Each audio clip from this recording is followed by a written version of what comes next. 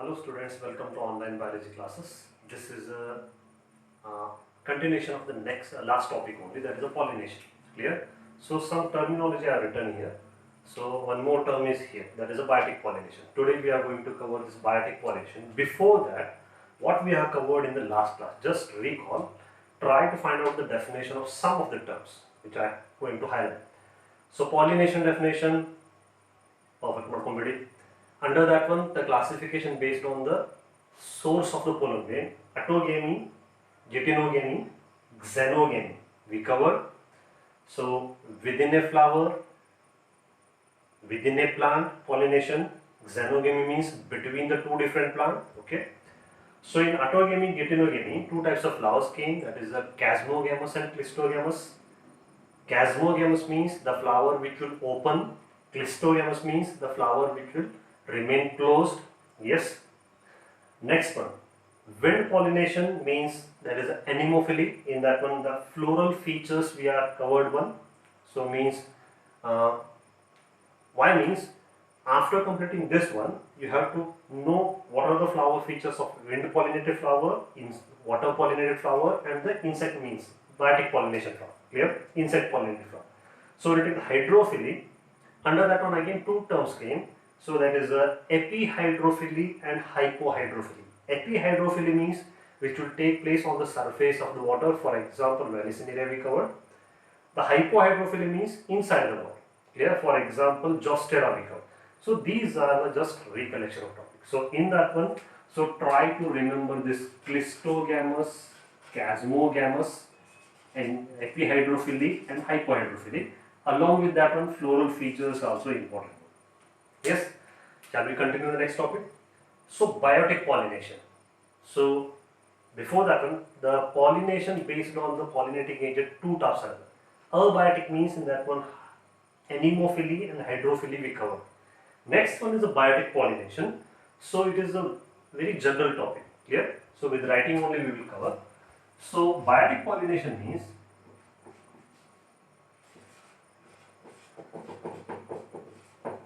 majority of the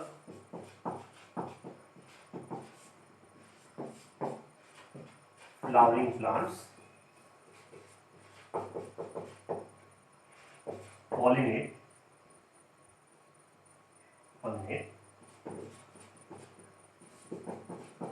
their flower with the help of animals. Biotic means living organism, means any animal, means, and it is a majority one. If you compare this one, so biotic pollination almost it composed 80% already we covered. Remaining 20% is abiotic pollination. In that one, wind pollination again it is 98%. Hydrophily is only 2%. Yes.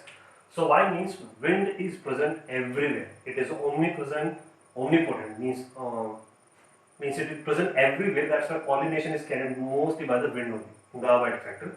So only hydrophytes will pollinate by the water. So now come to the 80% of the pollination is carried by the animals only. Now animals means which types of animals comes under this biotic pollination as agents. So types of animals, which means in this one major is insects, next one birds, then after bat is there, rodents, reptilians, even arboreal animals. So these are the major animals. So when you take the insects one, so when you compare the complete animal kingdom, so Arthropoda is the biggest phylum Under that one, even if you take the arthropoda, in that one 90% of the arthropods are nothing but the insects. So under that insects, which types of insects will come? So under that one, these are there, butterflies, flies, then after moths, wasps, then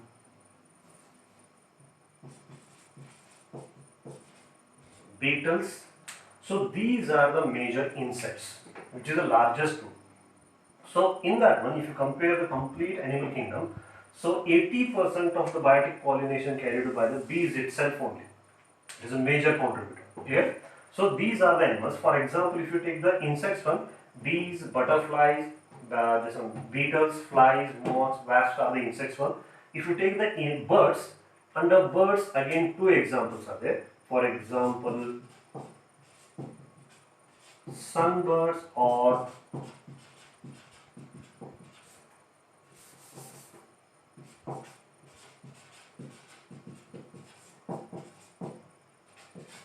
hummingbird. So bat means it is a mammal, so they will also pollinate. Rodent means which are the dwelling animals, means for example rat, even here. So look at the reptilians, in that one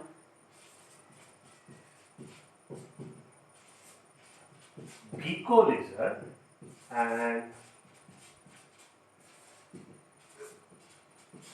garden lizards. So even the reptilians also pollinate the flower. Arboreal animals means these are the tree dwelling. So apart from this, even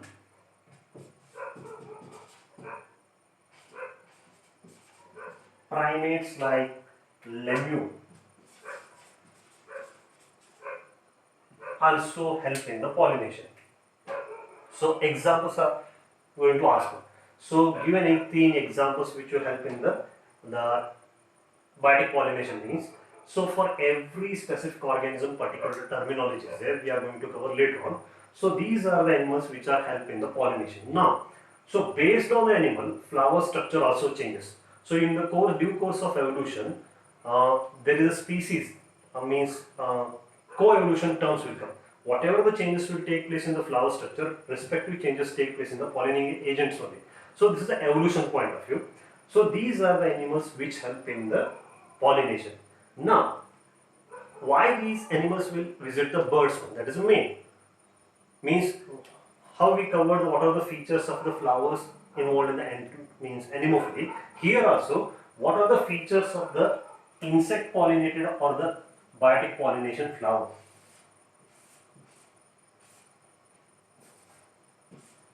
So features, floral features. Yes. So if you compare the wind pollination and the hydrophily, means water pollination, in that one chance factor is a major. Yes. So that's why to compensate that one, in this case, the flower have to produce a large number of pollen grains. In both cases, the flowers are colorless, odorless, nectarless one. But in wind pollination, pollen grains are tiny, light in weight, and the non-sticky. But in this one, the pollen grains are most of the hydrophilia, they're covered with the mucilaginous covering. Can you remember? So here features are totally different. So if you take the wind pollination, the flowers may be inconspicuous, they may be arranged in the inflorescence. So most of the cases, ovary contains single ovule. Yes, here stamens are exposed, stigma is feathery. Its features are different. When you compare the insect pollinated flowers, the flowers are very large, colorful, and produce fragrance and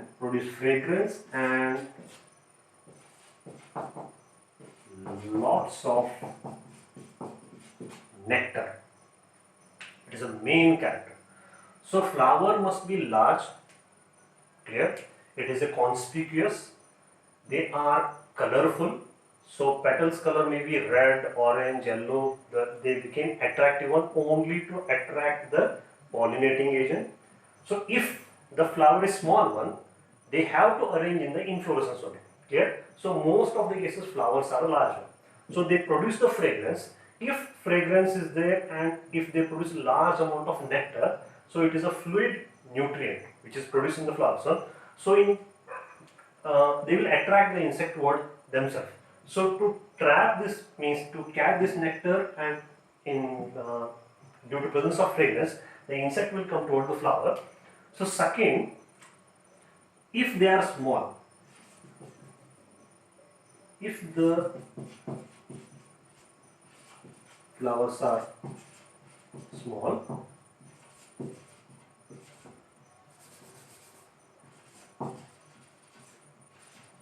they are present in inflorescence. Clear? Only to attract the insect. So most of the cases they are large. If they are small, they must be present in the inflorescence. So what happened? So due to presence of fragrance in form of to trap the nectar, so insects will come and try to steal this nectar. During that course, so the pollen grain will stick to their body. The main feature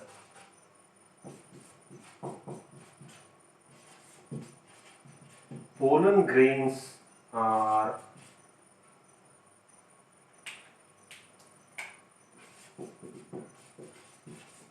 sticky in nature.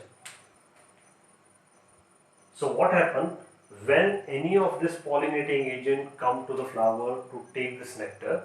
So in that activity only, this sticky pollen grain will stuck to their body. They will attach to either legs, abdomen, or the head, antenna, anything one.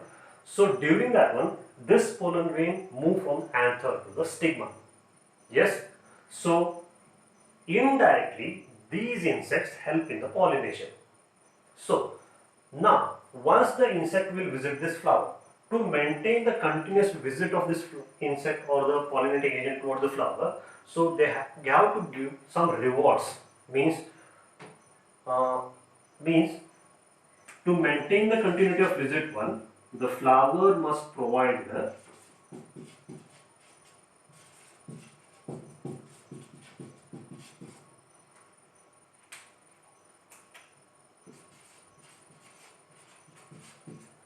rewards for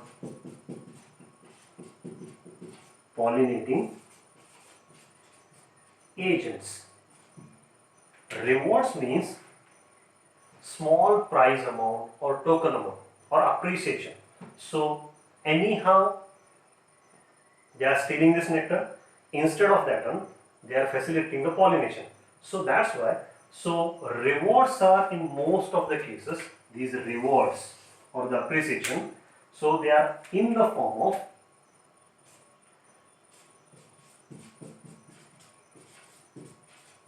pollen grain or in the form of nectar. Clear? So due to that one, the insect will visit that flower repeatedly and assist the pollination. So sometime, so to avoid the cheaters, the plant or flower develop the different mechanism one. So in some cases, not only pollen grain and nectar will given as a rewards one. In some cases, for example, when you take the Amorphophilus, Amorphophilus is the largest flower. The height of the flower may be 6 feet. So that is the largest. It is the wide and tallest one. So when you take the Amorphophilus flower, that is the tallest flower.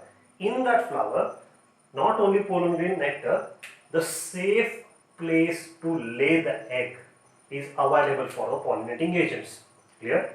It means, so the pollinating agent, in search of the proper position to lay egg, they come to the Amorphophilus and they lay the egg. It is the safest place. Clear? So this is one place. In return to that one, they pollinate the flower. Second example given in the textbook, that is a yucca flower and the moth, that is a pronuba moth. Clear? So in that case, the yucca moth means yucca flower is there. The moth will come and that will lay the egg into the flower inside the ovary in the ovarian cavity. Clear? So after period gap 1, the egg hatches, larva come outside. Clear? So till that one, the pollination occur and the ovary turn into fruit. From that seed, the larva will come outside. So the two specific examples are given. So no, the rewards are sometimes rewards, not only pollen grain and nectar. Sometimes the rewards are in the form of, in the type of safe place to lay egg. Clear? Example, Amorphophilus. Clear? So this is the largest flower. Clear? So question may be asked, which is the largest flower, means that is Amorphophilus. Another example, yucca flower and pronuba moth.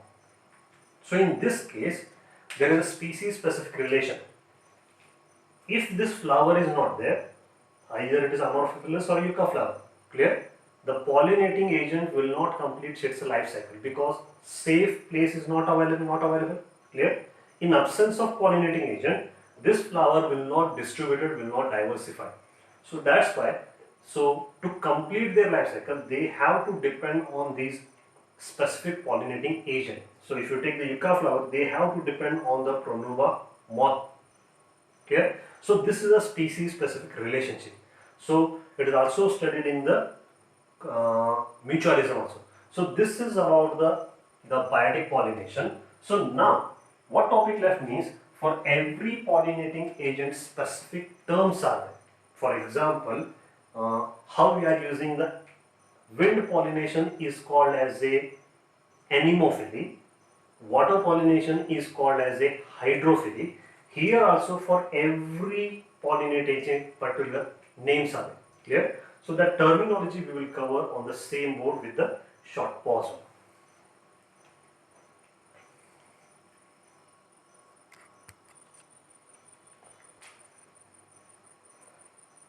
So try to continue the same topic. So here almost all the agents names I have written on. Now try to remember the terminologies which is given to the specific pollinating agent or the pollination type 1. So this is the floral features, these are the rewards one. So after completing this one, again we will revert. So one by one try to remember the terms one. Clear? First one is the wind pollination, that is the covered one, that is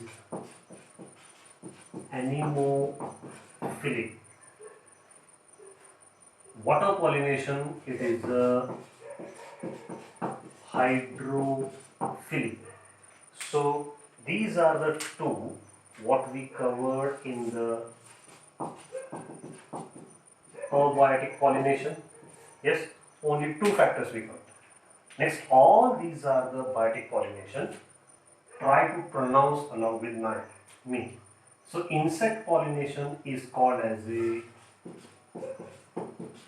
entomophily.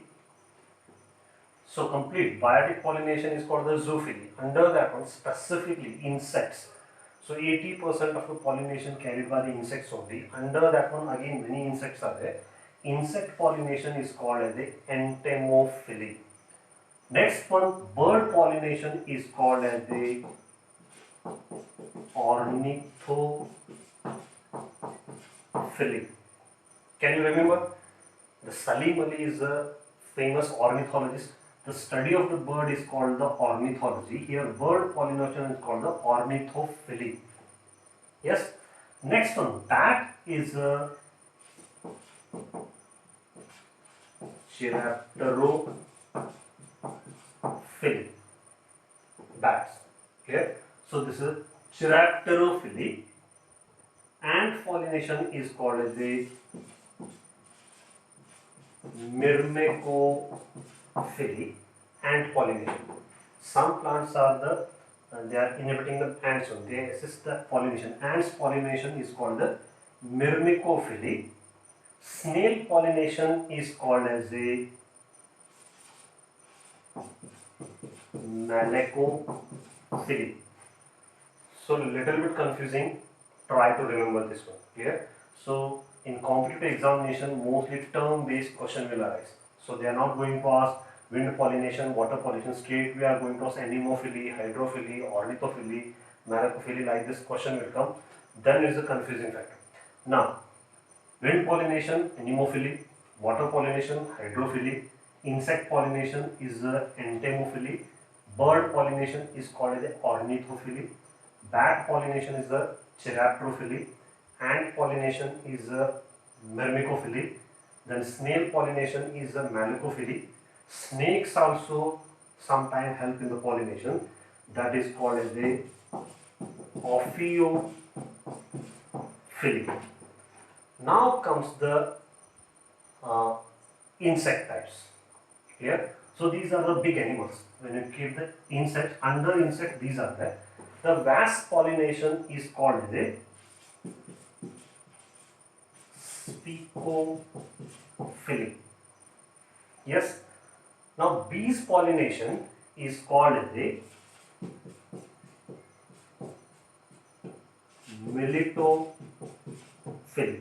80% of the pollination carried by the bees only. Next one is the butterfly pollination is called as the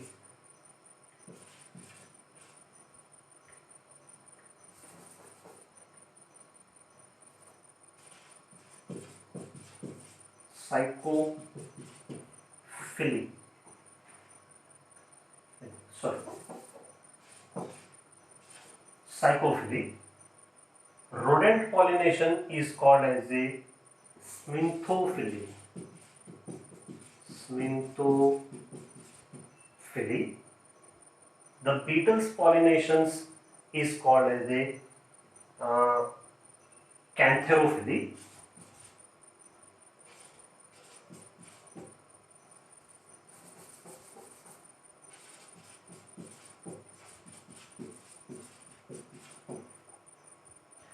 The flies pollinations are called as a myophily.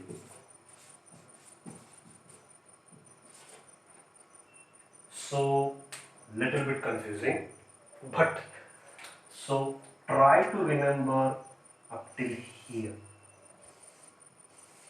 Clear? So these are extension. The question may arise from this part. Wind pollination is called the anemophily. Water pollination is called as the hydrophily. Insect pollination is called the entomophily. Birds ornithophily. Bats chiropterophily. Ants myrmecophily. Snails malacophily. Then snakes ophiophily. Wasps spicophily. Bees melitophily. Then butterfly psychophily. Rodents are smintophily. Beetles in that one cantherophily. Flies, that is a mycophily. One more character. So when you take this beetles and the flies, when you compare the all pollinating agent, so these beetles and flies are attracted toward the foul odor of flower. So here I told the fragrance. Fragrance means it is a pleasant smell. Yeah, when you go to any garden, so due to presence of some flowers, some unique fragrance is there. So the pollinating agents are attracted toward this fragrance. But when you take these beetles and the flies, these are attracted toward the foul odor of the flower. Clear? So this is about the pollinating agents. So try to remember these characters: anemophily, hydrophily, entomophily, ornithophily, chiropterophily, myrmeco-ant-phily. This is this one, malacophily, ophiophily. So try to remember this one. These are the wire covered means.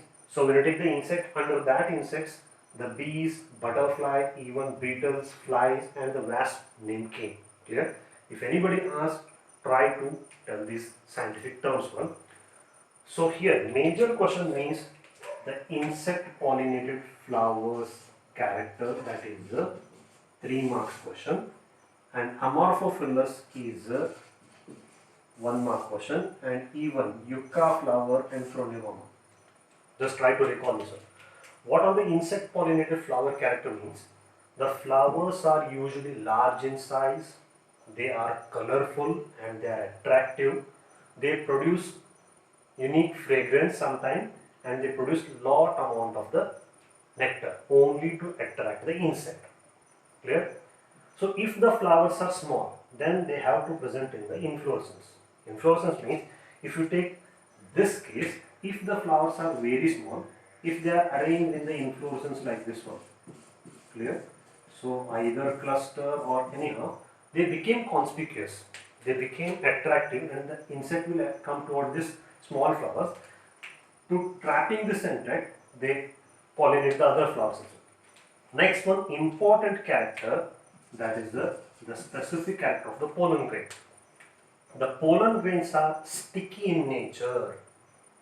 They have the gummy substance, they will stick to the surface of the pollinating agent. Sticky in nature, flower must produce, means must give the rewards for the pollinating agent, either in the form of the pollen grain or nectar. Nectar is a sweet juice which is present in the flower. Clear? So nectar, sometimes the flower provide the other rewards in the form of the safe place to lay the egg. For example, when you take the Amorphophilus, that is the world's largest flower, in that one some pollinating agent will lay the egg.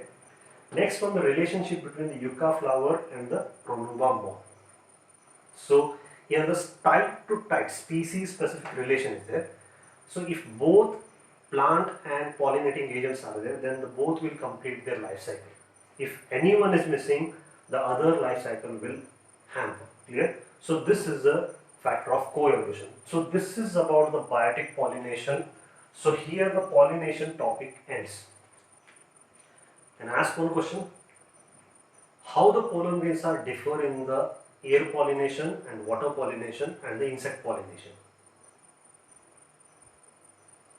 What is the difference? So in air pollination, pollen grains are small, tiny, light in weight and non-sticky. Yes. In water pollination, pollen grains are sometimes ribbon shaped, and most of the cases they are the unwettable. They covered by the mucilaginous covering. Yes, unique feature. When you take the anemophily, pollen grains are sticky in nature. Most of the students will forget this fact. Clear? So it is a logical subject, means it is a very topic, general topic. It is not that much difficult compared to the pre-fertilization structure. The next topic is that is outbreeding devices, pollen-pistil interaction, double fertilization. These are all concept based one. So these topics we will cover in the next video. So till then, stay in home, stay safe and take care of yourself. Till then, goodbye. Stay connected and stay tuned.